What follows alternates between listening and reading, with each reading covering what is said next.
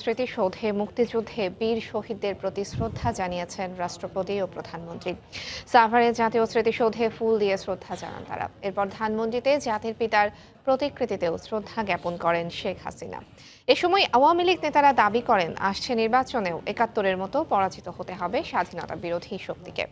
আজহার লিমনকে সঙ্গে নিয়ে আরও জানাচ্ছেন দেবাশিস রায়। তখনও স্বাধীন বাংলাদেশের ৪৮তম বছরের সূর্য তার আলো ছড়ায়নি। মুক্তি আর বিজয়ের গৌরবে দাঁড়িয়ে থাকা সাভার জাতীয় স্মৃতিসৌধ প্রস্তুত শহীদ স্মরণে।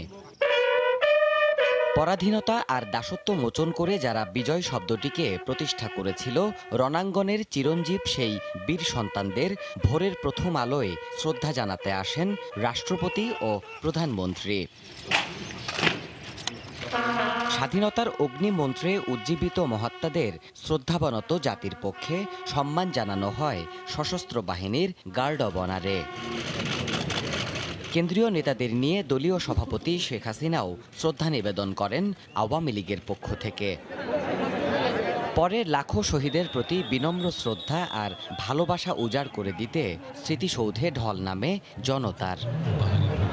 বিজয়ের ৪ দশকে বাংলাদেশ যেমন রাজনৈতিক অস্থিতিশীলতা আর অনিশ্চয়তার দোলাচলে ভুগেছে, ঠিক তেমনি বৈশ্বিক প্রশংসাও কুড়িয়েছে অগ্রগতির পথে হেঁটে। পরাজিত শক্তি বিজয়ের গ্লানি মুছে দিতে চাইলেও ঘুরে দাঁড়িয়েছে বাংলাদেশ, কার্যকর হয়েছে যুদ্ধাপরাধের বিচারের রায়। কিন্তু স্বাধীন বাংলাদেশে আজও মুক্তিযুদ্ধের বিপক্ষ শক্তি সক্রিয়। তাই সমৃদ্ধ বাংলাদেশ গড়তে নেতৃত্বের প্রশ্নে স্বাধীনতা বিরোধীদের সমর্থন না করলে কেবল অগ্রগতির পথে এগিয়ে যাবে বাংলাদেশ। সাভার থেকে ফিরে প্রধানমন্ত্রী শ্রদ্ধা জানান ধানমন্ডি ৩২ নম্বরে জাতির পিতা বঙ্গবন্ধু শেখ মুজিবুর রহমানের প্রতিকৃতিতে। শেখ হাসিনা শ্রদ্ধা জানান আওয়ামী লীগ প্রধান হিসেবেও। এ সময় দলের যুগ্ম সাধারণ সম্পাদক জাহাঙ্গীর কবির নানক বলেন, আগামী নির্বাচনেও আবারও পরাজিত হবে অপশক্তি। যে অপশক্তি ষড়যন্ত্রকারীরা আজও স্বাধীনতার বিরুদ্ধে ষড়যন্ত্র করছে, তাদের বিরুদ্ধে ঐক্যবদ্ধভাবে আগামী ৩০শে ডিসেম্বরে বিজয়ের মাসে চূড়ান্ত রায়ের মধ্য দিয়ে শেখ হাসিনার নেতৃত্বে এই বাঙালি জাতি নূতন পথের নূতন যাত্রা শুরু করবে। পরে বঙ্গবন্ধুর প্রতিকৃতিতে শ্রদ্ধা জানায় আওয়ামী লীগের বিভিন্ন অঙ্গ ও সহযোগী সংগঠনের নেতাকর্মীরা। দেবাশিস রায়, সময় সংবাদ, ঢাকা। ছদ্মবেশী মুক্তিযোদ্ধারা বিএনপি ঐক্যফ্রন্টের ব্যানারে একত্রিত হয়ে ষড়যন্ত্র করছে বলে মন্তব্য করেছেন আওয়ামী লীগের সাধারণ সম্পাদক ওবায়দুল কাদের। সকালে ফেনীর মুক্তিযোদ্ধা স্মৃতিস্তম্ভে ফুল দিয়ে শ্রদ্ধা নিবেদন শেষে কথা বলেন তিনি। এ সময় ওবায়দুল কাদের আরও বলেন, কোনো ষড়যন্ত্রে ৩০শে ডিসেম্বরের নির্বাচন বাধাগ্রস্ত করতে পারবে না। সাম্প্রদায়িক অপশক্তি বিরুদ্ধে ছদ্মবেশী গণতন্ত্র, ছদ্মবেশী মুক্তিযোদ্ধা ঐক্যবদ্ধ হয়েছে ঐক্যফ্রন্টের ব্যানারে বিএনপির নেতৃত্বে। এই সমুদায় অপশক্তিকে বাংলাদেশের জনগণ এই মুক্তিযুদ্ধের দেশে আবারও পরাজিত করবে। নিজেদের উপর হামলা করছে এবং হামলা করে তারা সরকারের উপর, আওয়ামী লীগের উপর দৌড় চাপানোর অপচেষ্টা মেতে উঠেছে। জাতীয় সংসদ নির্বাচন প্রহসনে পরিণত করতে ঐক্যফ্রন্ট নেতাদের উপর হামলা, নির্যাতন ও গ্রেফতার করা হচ্ছে বলে অভিযোগ করেছেন ফ্রন্টের নেতারা। তারা বলেন, সরকারের পক্ষপাতিত্বের পাশাপাশি নির্বাচন কমিশন সুষ্ঠুভাবে নির্বাচনী পরিবেশ সৃষ্টিতে ব্যর্থ হয়েছে। মহান বিজয় দিবস উপলক্ষে সকালে সাভারে জাতীয় স্মৃতিসৌধে বীর শহীদদের প্রতি শ্রদ্ধা নিবেদন করে কথা বলেন ঐক্যফ্রন্টের নেতারা। এরপর নয়াপল্টন থেকে বিজয় র্যালি বের করেন ঐক্যফ্রন্টের নেতাকর্মীরা। মহান বিজয় দিবসে সাভারে জাতীয় স্মৃতিসৌধে শ্রদ্ধা জানাতে আলাদাভাবে আসেন বিএনপি ও ঐক্যফ্রন্টের নেতারা। এ সময় নেতাকর্মীরা স্মৃতিসৌধে দলীয় প্রতীকের পক্ষে স্লোগান দেয়। নেতাকর্মীদের সঙ্গে নিয়ে শ্রদ্ধা নিবেদন শেষে ঐক্যফ্রন্টের শীর্ষ নেতা ডক্টর কামাল সাংবাদিকদের বলেন, যারা সুস্থ ধারার রাজনীতি করে না তাদের বিরুদ্ধে সতর্ক থাকতে হবে জনগণকে। যেখানে কোনো রকমের সন্ত্রাস, জোর জবরদস্তি, লাঠিয়ালদের ভূমিকা এখানে একদম মেনে নেওয়া যায় না। যারা রুগ্ন রাজনীতি করে, তারা লাঠিয়াল ব্যবহার করে, তারা কালো টাকা ব্যবহার করে, তারা জনগণকে মর্যাদা দেয় না, এইগুলো ব্যাপারে আমাদের সতর্ক থাকতে হবে। বিএনপির পক্ষ থেকে শ্রদ্ধা নিবেদনের পর দলের মহাসচিব বলেন, বিরোধীদের উপর নির্যাতন হামলা বন্ধে নির্বাচন কমিশন ব্যর্থ হয়েছে। সরকার অত্যাচার নির্যাতন নিপীড়ন চালাচ্ছে, তাতে করে সেই নির্বাচন এখন একটা প্রহসনে পরিণত করেছে। নির্বাচন কমিশন সম্পূর্ণ অযোগ্যতার পরিচয় দিচ্ছে। আজকে প্রত্যেক দিন বিরোধী দলের নেতা কর্মীদের উপরে, ঐক্য ফ্রন্ট এবং জোটের নেতা কর্মীদের উপরে আক্রমণ চালানো হচ্ছে, হামলা চালানো হচ্ছে। দুপুরে নয়াপল্টনে বিএনপির কেন্দ্রীয় কার্যালয়ের সামনে থেকে ঐক্যফ্রন্টের বিজয় র্যালি বের করা হয়। সেখানে মির্জা ফখরুল বলেন, একতরফা নির্বাচনের চেষ্টা করছে সরকার। এরপরে দলের প্রতিষ্ঠাতা মরহুম রাষ্ট্রপতি জিয়াউর রহমানের সমাধিতে শ্রদ্ধা নিবেদন করেন বিএনপির শীর্ষ নেতারা। আহমেদ সালেহীন, সময় সংবাদ। বহু বছরের পরাধীনতার গ্লানি আর শেকল ভেঙে বিজয় অর্জনের দিন 16 ডিসেম্বর। তাই তো বাঙালির হাজার বছরের শ্রেষ্ঠ অর্জন স্বাধীনতা উদযাপন করছে পুরো জাতি। সময়ের শ্রেষ্ঠ সন্তানদের স্মরণের পাশাপাশি উচ্চারিত হলো আসন্ন নির্বাচনে জনবান্ধব সরকার গঠনের মাধ্যমে অসাম্প্রদায়িক মাতৃভূমি গড়ার প্রত্যয়। সাফার থেকে ফিরে প্রিন্স আরফিনের ছবিতে আরও জানাচ্ছেন আতিকুর রহমান তমাল।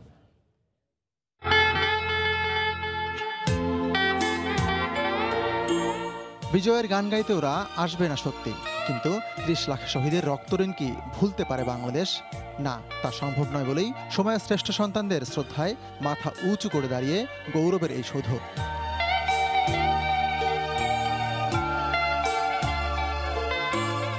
শত ব্যানার আর হাজারো মানুষের পথ মিলেছে কষ্টার্জিত অহংকারের বেদিতে। মৃত্যুর মুখোমুখি দাঁড়িয়ে যারা দিয়েছিলেন স্বাধীনতার স্বাদ, তাদের স্মরণ করা হলো বিনম্র চিত্তে।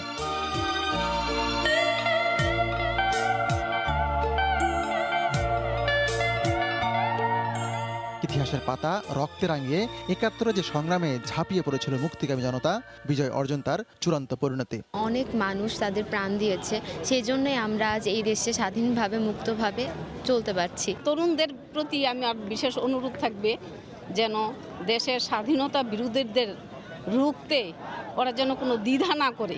16 ডিসেম্বরের এই দিনটি বাঙালির জীবনে প্রত্যয়দীপ্ত আর আনন্দে উদ্বেলিত।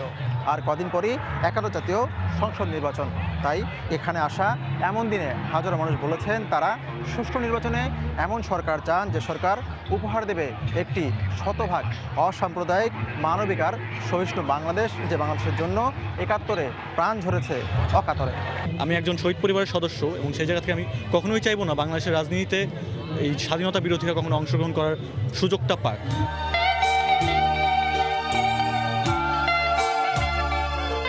স্বাধীনতা অর্জনের 47 বছর পর দেশ এখন অনেকটাই পরিণত। প্রাপ্তি আর শূন্যতার খেরোখাতায় শপথটাও তাই নিতে হবে আজকেই। বাংলাদেশকে যেহেতু ভালোবাসি এবং বাংলাদেশের নাগরিক, আমি প্রতিটা কাজ দেশের জন্য করব। আমাদের যুদ্ধ সাম্প্রদায়িকতার বিরুদ্ধে, আমাদের যুদ্ধ সন্ত্রাসের বিরুদ্ধে। যতদিন না আমরা আমাদের এই লক্ষ্য আমরা অর্জন করতে পারবো, ততদিন আমাদের যুদ্ধ চলমান থাকবে। কান পাতলেই শুনতে পাওয়া যায় 16 ডিসেম্বর সেই ঐক্যেরই ডাক দিয়ে যায়। আতিকুর রহমান তমাল, সময় সংবাদ, সাভার। সব দলের অংশগ্রহণে দেশে সুষ্ঠু নির্বাচন হবে। কিছু জায়গায় বিচ্ছিন্ন ঘটনা ঘটলেও পরিস্থিতি কমিশনের নিয়ন্ত্রণের বাইরে নয় বলে মন্তব্য করেছেন প্রধান নির্বাচন কমিশনার KM নুরুল হুদা। সাভার জাতীয় স্মৃতিসৌধে সকালে শহীদদের স্মরণে ফুল দিয়ে শ্রদ্ধা জানিয়ে তিনি একথা বলেন। 14 দিনের মধ্যে নির্বাচন অনুষ্ঠিত হবে। একটা অংশগ্রহণমূলক নির্বাচন হবে, সকল দল নির্বাচনে অংশগ্রহণ করবে। কোথাও কোথাও কিছু সমস্যা হচ্ছে, এটা এত বড় নির্বাচনে একেবারে উড়িয়ে দেওয়া যায় না। হয়তো এটা সংঘাত হয়, কিছুটা হবে এবং নিয়ন্ত্রণের মধ্যেই আছে সবকিছু। আমি আশা করি যে আমরা অত্যন্ত দৃঢ়তার সাথে বলতে পারি নির্বাচন সুষ্ঠু হবে, সকলে অংশগ্রহণ করবে, সেরকম অবস্থা সৃষ্টি হয়েছে। নির্বাচনে আচরণ বিধি সকলে মেনে চলবেন এবং নির্বাচনের যে নিয়ম কানুন সেগুলো তারা পরিপালন করবে, তাহলেই সুষ্ঠু নির্বাচন হবে এবং আমি আশা করি তারা সেটা করবেন।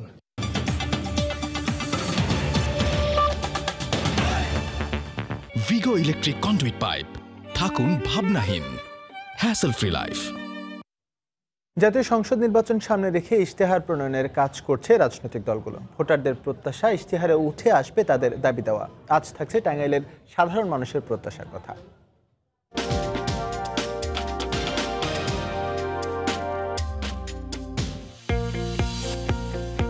আগামী নির্বাচনে টাঙ্গাইলে প্রধান ইস্যু হয়ে দাঁড়াবে অর্থনৈতিক উন্নয়ন ও কর্মসংস্থান সৃষ্টিতে অর্থনৈতিক অঞ্চল ও ইপিজেড নির্মাণের প্রতিশ্রুতি।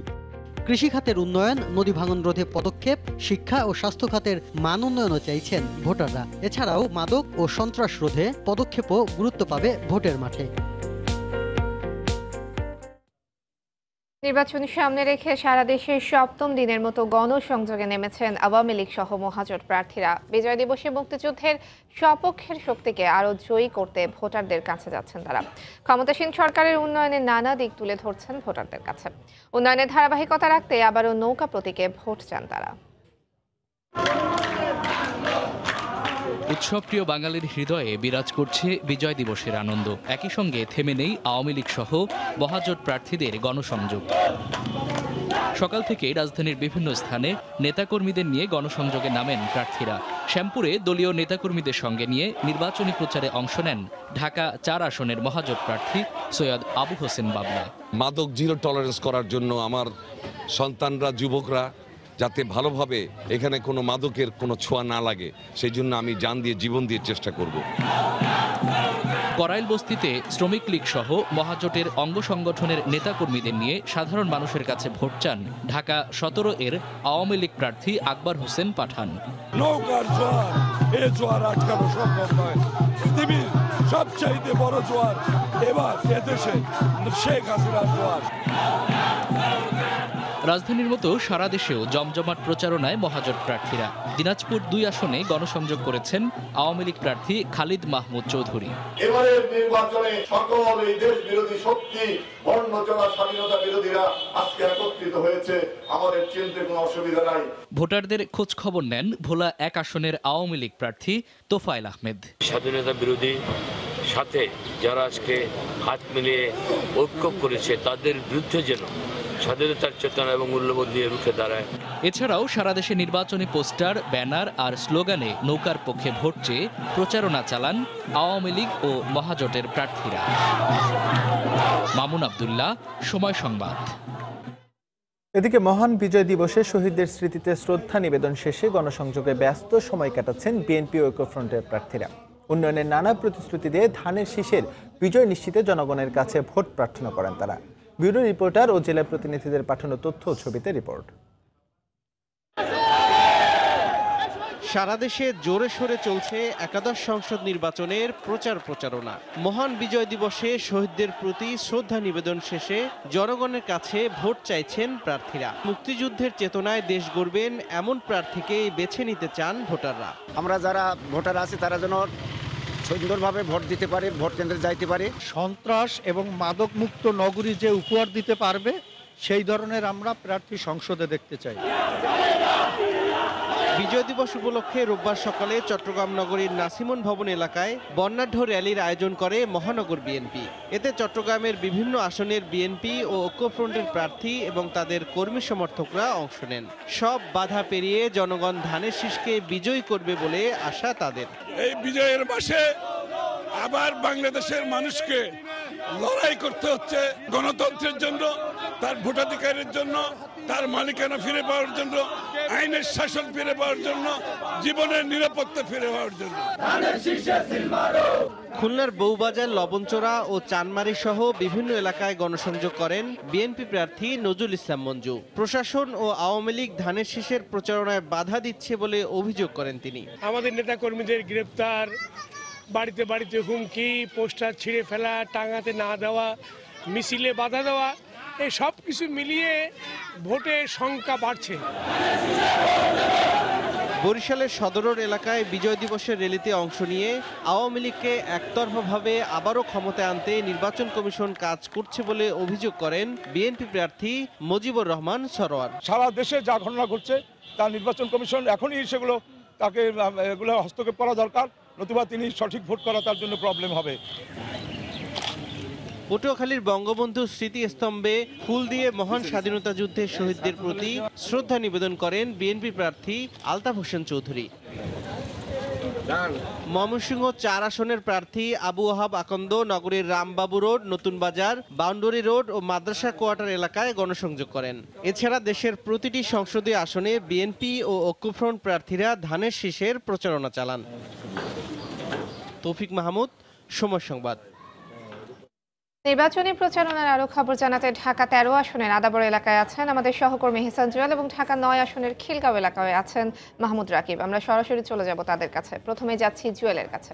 জুয়েল, ঢাকা ১৩ নম্বর আসনে যেখানে বিএনপির প্রার্থী আব্দুল সালাম, আওয়ামী লীগের প্রার্থী সাদেক খান এবং জাতীয় পার্টির প্রার্থী শফিকুল ইসলাম সেন্টু, এখানকার স্থানীয় জনসাধারণরা মনে করছেন যে এই আসনটিতে ত্রিমুখী ভোটের যুদ্ধ হবে এবং কিছুক্ষণ আগে এই ৩৩ নম্বর ওয়ার্ড অর্থাৎ এখানকার নবোদয় হাউজিং সোসাইটি ঢাকা উদ্যান এলাকায় নির্বাচনী প্রচারণায় নেমেছেন আওয়ামী লীগ মনোনীত প্রার্থী সাদেক খান।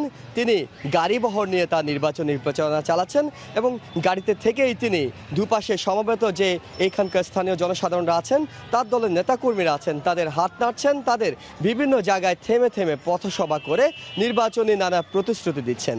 তিনি বলছেন যেহেতু গত ১০ বছর ধরে আওয়ামী লীগ সরকার ক্ষমতায় ছিল, তাই আওয়ামী লীগ সরকারের উন্নয়নের যে ধারাবাহিকতা আছে সেটি রক্ষায় তিনি এই আসন থেকে নতুন প্রার্থী হিসাবে সংসদ সদস্য নির্বাচিত হতে চান। এছাড়া এখানকার কিছু অসমাপ্ত কাজ শেষ করার ব্যাপারেও তিনি এখানকার স্থানীয় জনসাধারণকে প্রতিশ্রুতি দিচ্ছেন এবং একই সঙ্গে বলছেন এই এলাকাটি যেহেতু মোহাম্মদপুর, আদাবর এবং শের বাংলা রোড নিয়ে অবস্থিত বিশাল একটি এলাকা, এই এলাকা মাদক এবং সন্ত্রাস মুক্ত করতে তার যে প্রতিশ্রুতি সেই বিষয়গুলো তিনি এখানকার ভোটারদের জানাচ্ছেন। এবং একই সঙ্গে আপনাকে জানিয়ে রাখতে চাই এখানকার অন্যান্য প্রার্থীদের পাশাপাশি যেহেতু জাতীয় পার্টির একজন প্রার্থীও রয়েছেন শফিকুল ইসলাম সেন্টু, তারও একটি ভোট ব্যাংক রয়েছে বলে এখানকার জনসাধারণ মনে করেন। তাই এখানে শুধুমাত্র নৌকার সঙ্গে ধানের শীষের ভোটের যুদ্ধ হবে তাই নয়, এখানে লাঙ্গলও একটি ফ্যাক্টর হিসেবে কাজ করবে। এছাড়া আপনাকে আরেকটু জানিয়ে রাখতে চাই যে সাদেক খান মূলত নবীন প্রার্থী, এবারই প্রথমবারের মতো এই নির্বাচনে দাঁড়িয়েছেন এবং তাই এখানকার মানুষের সঙ্গে তিনি কথা বলছেন, তিনি ঘরে ঘরে যাচ্ছেন, বিভিন্ন সড়কে তিনি পদক্ষেপ করছেন এবং মূলত প্রচারণা শুরু হওয়ার পর থেকে তিনি মাঠ চষে বেড়াচ্ছেন। তিনি চেষ্টা করছেন ভোটারদের মনের কথা বুঝতে এবং তাদের জানাতে যে তিনি আসলে কি করতে চান। এছাড়া যেহেতু অন্য প্রার্থীদের চেয়ে স্থানীয় প্রার্থী হিসাবে সাদেক খানের একটি গ্রহণযোগ্যতা রয়েছে বলে এখানকার জনসাধারণ, যারা সাধারণ ভোটার, তারা মনে করছেন। এইখানে আজ দিনব্যাপী তিনি নির্বাচনী প্রচারণা চালাবেন, একটু পর হয়তো নামাজ এবং খাবারের জন্য বিরতি দেবেন। এছাড়া সন্ধ্যা পর্যন্তই আসলে যতক্ষণ প্রচারণা চালানো যায় ততক্ষণ পর্যন্ত প্রচারণা চালাবেন বলে তার দলীয় সূত্রে আমরা জানতে পেরেছি। এছাড়া দর্শক আপনাদের জানিয়ে রাখি যে ঢাকা ৯ আসনে নির্বাচনী প্রচারণার খবর সংগ্রহ করছেন আমাদের সহকর্মী মাহমুদ রাকিব। সেখানকার খবর জানতে আমরা সরাসরি চলে যাচ্ছি তার কাছে। হ্যাঁ জুয়েল, ঢাকা ৯ আসনে আমরা দেখেছি আজ জানেন জাতীয় দিবস, বিজয় দিবস, এই দিনেও বেশ শান্তিপূর্ণ উৎসবমুখর পরিবেশে সব প্রার্থীরা এখন পর্যন্ত আমি দেখেছি প্রচারণা করছেন। আমরা এই মুহূর্তে আছি ঢাকা ৯ আসনের যে প্রার্থী মির্জা আব্বাসের স্ত্রী আফরোজা আব্বাস, তার একটি প্রচারণায়। তো তিনি এই মুহূর্তে তার এই এলাকায় একজন ভোটার মারা গিয়েছেন, তো তাকে তার মরদেহ দেখতে এসছেন।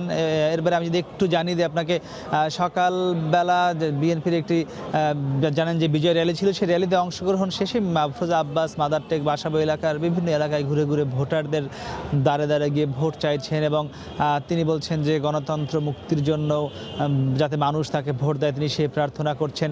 এবং তিনি যে বিষয়টি বলছেন যে এই এলাকার উন্নয়নে গত 10 বছর যেহেতু আওয়ামী লীগ সরকার রয়েছে, তারাই এই এলাকার সংসদ সদস্য ছিল, তিনি বলছেন তিনি যদি এবার পুনরায় নির্বাচিত হতে পারেন আওয়ামী লীগকে হারিয়ে দিয়ে, তাহলে তিনি এই এলাকার যেসব অসমাপ্ত কাজগুলো রয়েছে, যেসব উন্নয়ন এখনও হয়নি, বিশেষ করে এই এলাকার দুটি সমস্যা রয়েছে। সেটি হলো এখনও বেশ কিছু জায়গায় গ্যাস সংকট রয়েছে এবং বেশ কিছু জায়গায় পানির সংকট রয়েছে, পাশাপাশি কিছু রাস্তা সরু রয়েছে। তো তিনি সাধারণ মানুষকে এই প্রতিশ্রুতিগুলোই মূলত দিচ্ছেন, তিনি যদি নির্বাচিত হতে পারেন তাহলে তিনি এই 3টি সমস্যার সর্বাগ্রে তিনি সমাধান করবেন। এর পাশাপাশি তিনি যেহেতু একজন মহিলা প্রার্থী আফরোজা আব্বাস, তিনি বলছেন তিনি মহিলাদের ক্ষমতায়নে কাজ করবেন, তিনি মহিলারা যাতে কর্মসংস্থান সৃষ্টি হয় তার জন্য তিনি আগামীতে কাজ করবেন। এবং তিনি বলছেন যে এলাকায় যাতে পুরোপুরি মাদক মুক্ত করা যায়। আপনি জানেন যে এই এলাকাটিতে কিছুটা মাদক সমস্যাও রয়েছে, কিন্তু যেহেতু এই এলাকায় বেশ কিছু বস্তি এলাকা রয়েছে, খিলগাঁওয়ের মধ্যে, বাসাবার মধ্যে, তিনি বলছেন যে এই এলাকায় যদি কোথাও মাদক থাকে তিনি সেই সমস্যাগুলো পুরোপুরি সমাধান করবেন, মাদকের বিন্দুমাত্র বিস্তার তিনি হতে দিবেন না। তো আমরা কিন্তু সেটাই দেখেছি যে সকাল থেকে মোটামুটি বিজয় র্যালিতে অংশগ্রহণ করার পর সাধারণ মানুষের কাছে কাছে গিয়ে দাঁড়ে দাঁড়ে গিয়ে আফরোজা আব্বাস তিনি ভোট চাইছেন। এর পাশাপাশি আমরা দেখেছি আওয়ামী লীগের যিনি প্রার্থী রয়েছেন একই এলাকার সাবের হোসেন চৌধুরী, তিনি সকাল 7টার দিকে একটি বিজয় র্যালি করেছিলেন বাসাবা এলাকায়। একইভাবে তিনি সেখানে বলেছেন যে তিনি যদি আবার পুনর্নির্বাচিত হতে পারেন, যেহেতু তিনি বর্তমানে এখানকার সংসদ সদস্য হিসেবে কাজ করছেন, তিনি বলছেন তিনি ইতিমধ্যে এই এলাকার ব্যাপক উন্নয়ন করেছেন, যদি আবারও তিনি নির্বাচিত হতে পারেন তাহলে তিনি এই এলাকার এখনও যেসব সমস্যাগুলো রয়েছে সেই সমস্যাগুলোর সর্বাগ্রে গুরুত্ব দিয়ে তিনি সমাধান করবেন। এবং তিনি আরেকটি বিষয় বলছেন যে এই এলাকার যারা অন্য দলের রয়েছেন, অন্য মতের রয়েছেন, তাদের সবাইকে সঙ্গে রেখে তিনি এলাকার উন্নয়নে কাজ করতে চান। এর পাশাপাশি আমরা সকালে গিয়েছিলাম ঢাকা আরেকটি আসন, ঢাকা 18 আসনে, সেখানে দেখেছি সেখানের যিনি প্রার্থী রয়েছেন আওয়ামী লীগের সাহারা খাতুন, তিনি সেই এলাকার খিলক্ষেত, ডুমনি এসব এলাকায় গিয়ে সাধারণ মানুষের সাথে কথা বলছেন। তিনি সেখানকার যেসব উন্নয়ন কাজ রয়েছে সেগুলো করবার প্রতিশ্রুতি দিচ্ছেন এবং তিনিও সেখানে আমরা দেখেছি সকালে একটি বিজয় র্যালি করেছেন, এর পাশাপাশি প্রচারণাও চালিয়েছেন। তো সব মিলিয়ে আসলে আজকের কিন্তু আমরা দেখেছি বিজয় দিবস উপলক্ষে একটি বিজয়ের যে পরিবেশ, তাই সেই পরিবেশ উদ্বুদ্ধ হয়ে সব প্রার্থীরা মূলত ঢাকায় প্রচারণা করছেন এবং আজকের এই প্রচারণা কিন্তু যতই দিন গড়াচ্ছে বিকেল হচ্ছে আরও জমে উঠবে, প্রার্থীরা আরও বেশি মাঠে নামবে। তো মোটামুটি আমার কাছে ঢাকা 9 আসনে যে আফরোজা আব্বাসের প্রচারণা, তারা ছিল সবশেষ খবর। অপলা, নির্বাচনী প্রচারণার খবর জানাতে ঢাকা 13 এবং ঢাকা 9 আসন থেকে সরাসরি যোগ দিয়েছিলেন আমাদের সহকর্মীরা। রাজারবাগ পুলিশ লাইন্সে শহীদ স্মৃতিস্তম্ভে ফুল দিয়ে মহান মুক্তিযুদ্ধের শহীদদের স্মরণ করেছেন স্বরাষ্ট্রমন্ত্রী আসাদুজ্জামান খান কামাল এবং পুলিশ মহাপরিদর্শক ডক্টর মোহাম্মদ জাভেদ পাটোয়ারি সহ পুলিশ ও র্যাবের ঊর্ধ্বতন কর্মকর্তারা। সকাল 7:30টায় প্রথমে স্বরাষ্ট্রমন্ত্রী, পরে পুলিশ মহাপরিদর্শক, ডিএমপি কমিশনার, র্যাব মহাপরিচালক শহীদ বেদিতে ফুল দেন। শহীদ পুলিশ সদস্যদের স্মরণে ফুলের শ্রদ্ধা জানান পুলিশের নারী ইউনিটের সদস্যরাও। পরে পুলিশের পক্ষ থেকে শহীদদের সম্মানে সশস্ত্র সালাম প্রদান করা হয়। বৃষ্টি পড়তেছে, বৃষ্টি।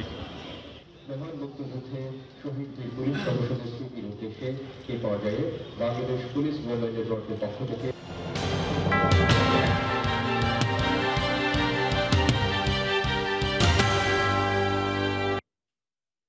আবারও নির্বাচনী প্রচারণার খবর। এই মুহূর্তে হবিগঞ্জের নবীগঞ্জ এলাকায় আছেন রিপোর্টার আব্দুল আহাদ এবং রংপুরে আছেন রতন সরকার। প্রথমে যাব আহাদের কাছে। আহাদ। হ্যাঁ ইকবাল, আজকে প্রচারণার খবর জানাতে আমি চলে এসেছি হবিগঞ্জ 1 আসনে।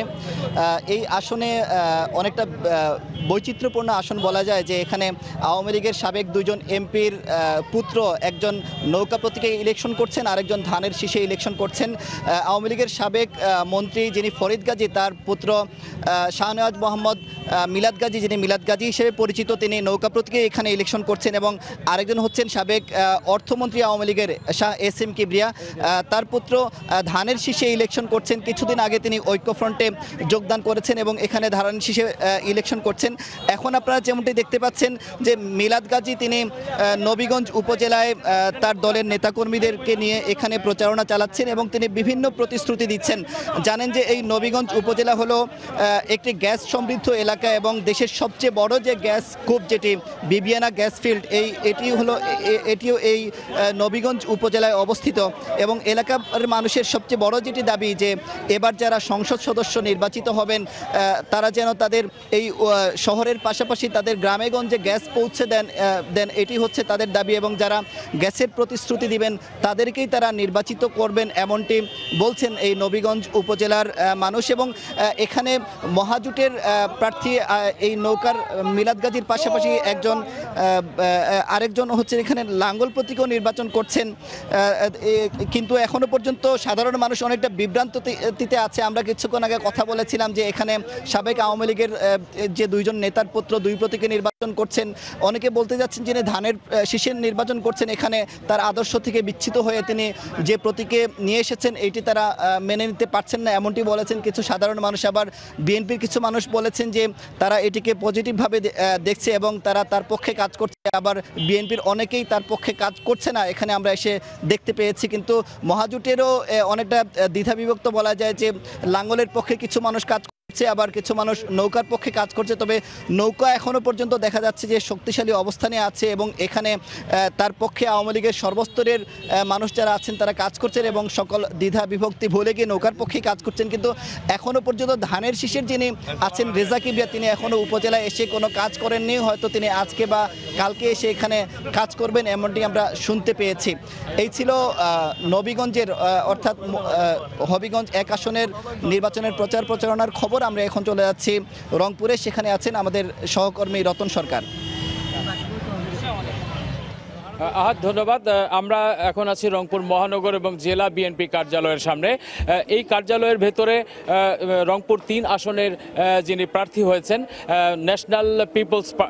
ন্যাশনাল পিপলস পার্টির রিটা রহমান, তিনি আসলে এই মুহূর্তে এখানকার বিভিন্ন অঙ্গ সংগঠনের গুরুত্বপূর্ণ নেতা সহ মূল দলের নেতাদের সঙ্গে বৈঠক করছেন। মূলত আমরা যেটি জানি যে এই নমিনেশন দলীয় মনোনয়ন ঘোষণার পর থেকে কিন্তু এখানে বিএনপির মধ্যে একটি ক্ষোভ বিক্ষোভের ব্যাপার ছিল। সেই কারণে আসলে এখানকার প্রার্থী তিনি মানে এখনো পর্যন্ত যে চেষ্টাটি চালিয়ে যাচ্ছেন সেটি হচ্ছে তার দলীয় নেতাকর্মীদের সঙ্গে তার একটা ভালো সম্পর্ক এবং সেই সম্পর্কের ভিত্তি করে আসলে নির্বাচনে লড়াইয়ের মাঠে অবতীর্ণ হবার। তিনি এখানে যেটি বলছেন যে তার বাবা মশিউর রহমান জাদু মিয়া, তিনি ছিলেন আসলে বিএনপির একজন প্রতিষ্ঠাতাদের অন্যতম এবং তিনি নিজেও আসলে একসময় বিএনপির সঙ্গে জড়িত ছিল। সেই কারণে তিনি যেটি বারবার বোঝানোর চেষ্টা করছেন যে এখানে বিএনপির সঙ্গে তাদের সম্পর্কটা আসলে অনেক দিনের এবং এটি একটি আদর্শিক সম্পর্কের বিষয়। এখানে আমরা আজ সকালে রিটা রহমান আমরা দেখেছি যে বিভিন্ন স্থানে তিনি গণসংযোগ করেছেন, বাড়ি বাড়ি গিয়েছেন, বিভিন্ন জনের কাছে বিভিন্ন প্রতিষ্ঠানে গিয়েছেন, গিয়ে তিনি কিন্তু তার পক্ষে ধানের শীষের পক্ষে ভোট প্রার্থনা করেছেন। সেখানে বেশ কিছু নেতৃবৃন্দ থাকলেও সঙ্গে কিন্তু আমরা মূল যে রংপুর জেলা এবং মহানগর বিএনপির যিনি সভাপতি এবং যাকে ঘিরে আসলে রংপুরে বিএনপির রাজনীতি হয় তাকে কিন্তু আজ তার সঙ্গে দেখা যায়নি। তো আমরা যেটি জেনেছি যে খুব দ্রুত আসলে তাদের এই দূরত্বটা ঘুচিয়ে তারা আসলে একদম ভালোভাবে নির্বাচনের মাঠে ঐক্যবদ্ধভাবে নামার প্রচেষ্টাটাই চালিয়ে যাচ্ছে। তো এই ছিল রংপুরে বিএনপির প্রার্থীর কর্মকাণ্ড নিয়ে সর্বশেষ। আমরা ফিরে যাচ্ছি স্টুডিওতে। ইকবাল, আপনার কাছে। রংপুর থেকে নির্বাচনী প্রচারণার খবর জানাচ্ছিলেন রতন সরকার। এর আগে একই খবর হবিগঞ্জ থেকে জানাচ্ছিলেন আমাদের সহকর্মী আব্দুল আহাদ। মহান বিজয় দিবস সহ টানা 3 দিনের ছুটিতে হাজার হাজার পর্যটক এখন সৈকত নগরী কক্সবাজারে। পর্যটন মৌসুমের শুরুতে সংসদ নির্বাচনের কারণে পর্যটক সংকটের যে শঙ্কা ছিল তা কেটে গেছে বলে মনে করছেন সংশ্লিষ্টরা। আর বিপুল সংখ্যক পর্যটকের বাড়তি নিরাপত্তায় সার্বক্ষণিক দায়িত্ব পালন করছেন লাইফগার্ড ও জেলা প্রশাসন। সুজাউদ্দিন রুবেলের তথ্য, মোহাম্মদ ফরাজের ছবি নিয়ে রিপোর্ট। সংসদ নির্বাচনের উত্তাপের শুরুতে 10 দিন আগেও বিশ্বের দীর্ঘতম সমুদ্র সৈকত কক্সবাজার ছিল পর্যটক শূন্য। তবে সেই সংখ্যা কাটিয়ে এখন হাজার হাজার পর্যটকের আগমনে পর্যটন নগরী কক্সবাজার মেতে উঠেছে উৎসবে। টানা ছুটিতে তিল ধারণের জায়গা নেই সাগর তীরে, সবাই যেন মাতোয়ারা আনন্দ আর হৈ হুল্লোড়ে। নির্বাচনে আমাদের মধ্যে একটা ছুটি মাঝখান দিয়া, এই ছুটিটা কাজে লাগানোর জন্য এটা আসা আর কি। পরীক্ষা শেষ, কক্সবাজারে এসে খুব আনন্দ লাগছে, অনেক ভালো লাগতেছে। বাচ্চার পরীক্ষা শেষ, স্কুল বন্ধ, এই কারণে আসা। প্রকৃতি টানে চলে এসেছি পরিবারদেরকে নিয়ে।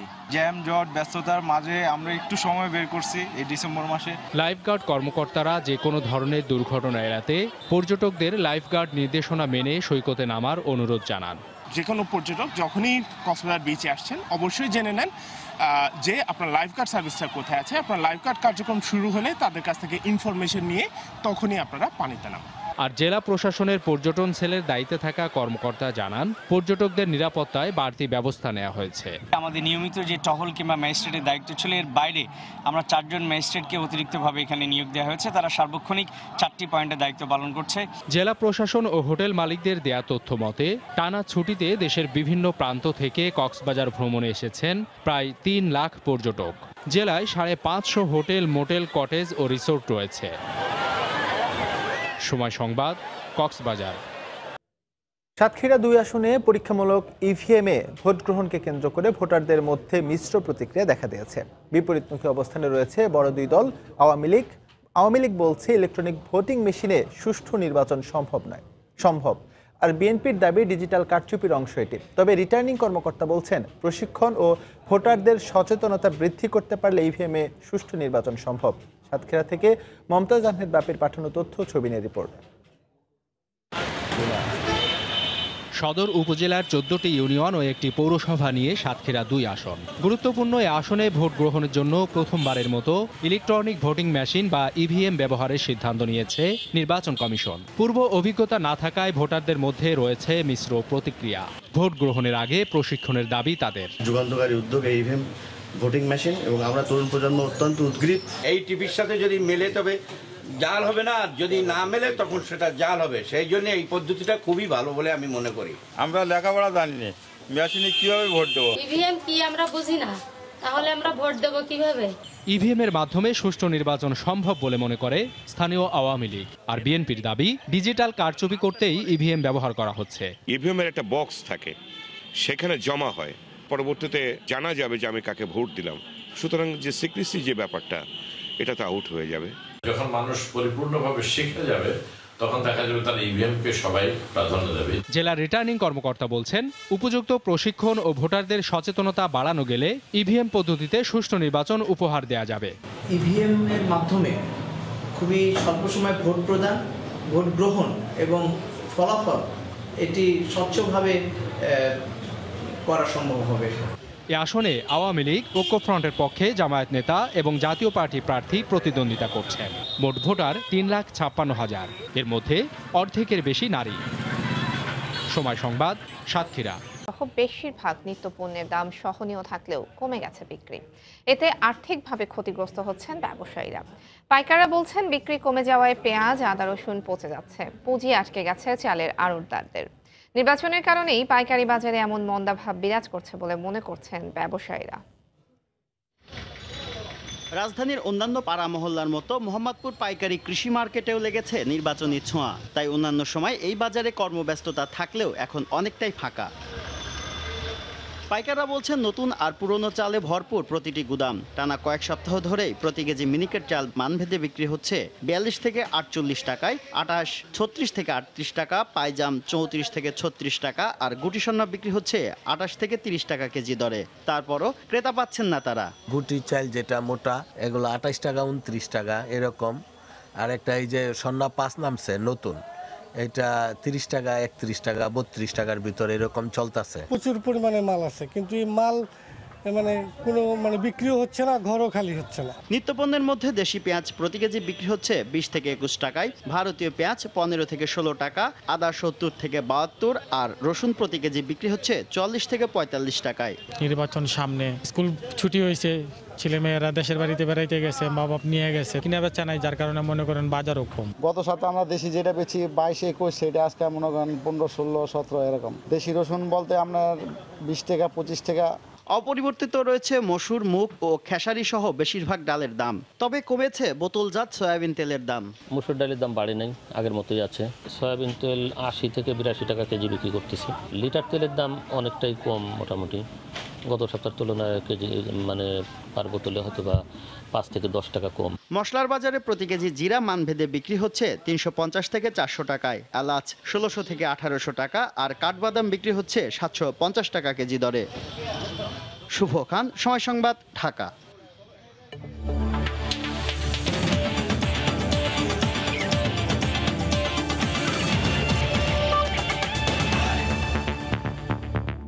বাংলাদেশ উইন্ডিজ টি-20 সিরিজের খবর। 3 ম্যাচ সিরিজের প্রথম টি-20তে কাল মুখোমুখি হবে বাংলাদেশ উইন্ডিজ। সিলেট আন্তর্জাতিক স্টেডিয়ামে ম্যাচটি শুরু হবে দুপুর 12:30টায়। উইন্ডিজের বিপক্ষে টেস্ট ও ওয়ানডে সিরিজ জয়ের পর ফুরফুরে মেজাজে